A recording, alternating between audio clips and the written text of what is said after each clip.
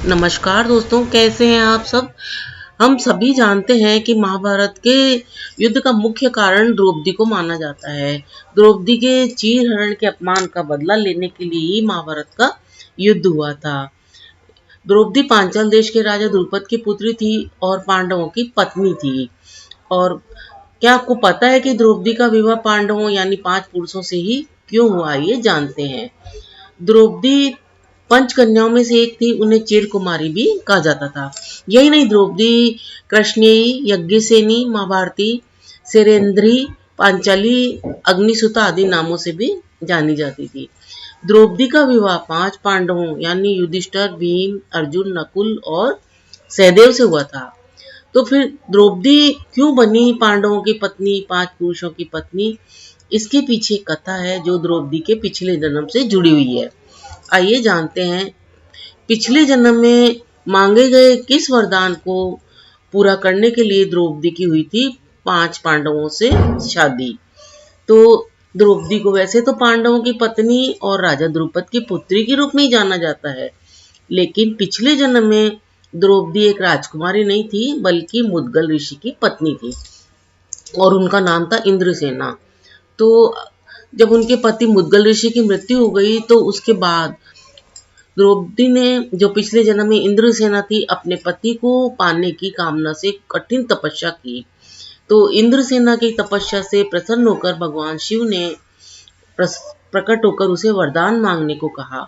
तो इंद्रसेना ने वरदान में 5 बार कहा कि वह सर्वगुण संपन्न पति चाहती है, जो कि धर्मपरायण हो, बलशाली हो, श्रेष्ठ धनुर्धर हो, तलवार विद्या में निपुण हो और सुंदर भी हो।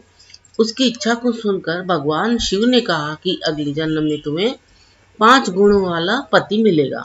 तो इंद्रसेना ने 5 बार पति की कामना दोहराने और एक व्यक्ति में 5 गुणों का जो समावेश मांगा था वो असंभव था। इसके कारण जब इंद्रसेना ने द्रौपदी के रूप में जन्म लिया तो फिर उसकी शादी पांडवों से हुई। पांडवों में वे सभी 5 गुण थे जिसकी कामना द्रौपदी ने अपने पिछले जन्म में की थी। तो अब उसने 5 जो गुण मांगे थे वो एक ही व्यक्ति में तो संभव नहीं थे, तो उसके वरदान को पूरा करने के लिए ही उसको 5 पांडवों से शादी करनी पड़ी थी। अब एक बात और है कि इस द्रौपदी का जन्म कैसे हुआ, वो अग्नेयी कैसे कहलाई। तो पौराणिक कथा के अनुसार जब गुरु द्रोण से उनको हार मिली राजा द्रुपद को, तो वो बहुत लज्जित हुए और द्रोण से बदला लेने के लिए वो कई तरीके के उपाय सोचने लगे। तो एक दिन उनकी भेंट याज तथा उपायाज नामक महान कर्मकांडी ब्राह्मण भाइयों से हो गई। तो राजा द्रुपद ने उनकी खूब सेवा करी और उनसे फिर गुरु द्रोण को मारने का उपाय पूछा। तो उन्होंने ये उपाय बताया कि आप एक यज्ञ का आयोजन करके अग्निदेव को प्रसन्न करें, इससे आपको एक बलशाली पुत्र की प्राप्ति होगी। तो राजा फिर द्रुपद ने उनके कहे के अनुसार यज्ञ करवाया, जिसमें उन्हें एक पुत्र के साथ साथ एक पुत्री की भी प्राप्ति हुई। जिसके बाद उन्होंने अपने पुत्र का नाम धृष्टद्युम्न रखा और पुत्री का नाम द्रौपदी रखा। तो यज्ञ की अग्नि से उत्पन्न होने के कारण वो यज्ञसेनी के नाम से भी जानी गई। अब जब अर्जुन की ने स्वयंवर में आयोजन हुआ था तो उस समय उस आयोजन में विजय हासिल करके द्रौपदी को जीत लिया था और फिर 5 पांडव द्रौपदी के साथ घर आए।